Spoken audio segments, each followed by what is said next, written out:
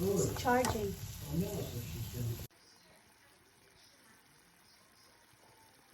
So yung butter at saka yung sugar na nilagay ko dyan, nag-melt na. Tapos nag-shrink na din yung apple.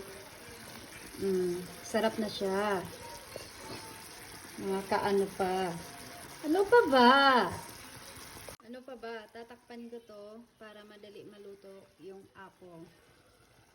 Tsaka, yung apoy niya ay hindi masyado malakas. Alalay lang yung apoy. So, ayan na siya. By the way, nilagyan ko siya ng kunting-kunting tubig lang para hindi sila magdikit-dikit.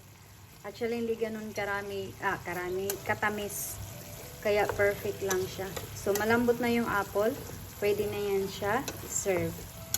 Okay, ano pa ba? Tapos na! See you on my next video. Ano pa ba? Babush!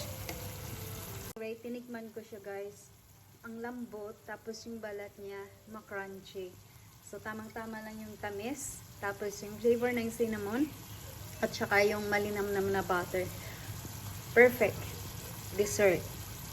Babush! Ano pa ba?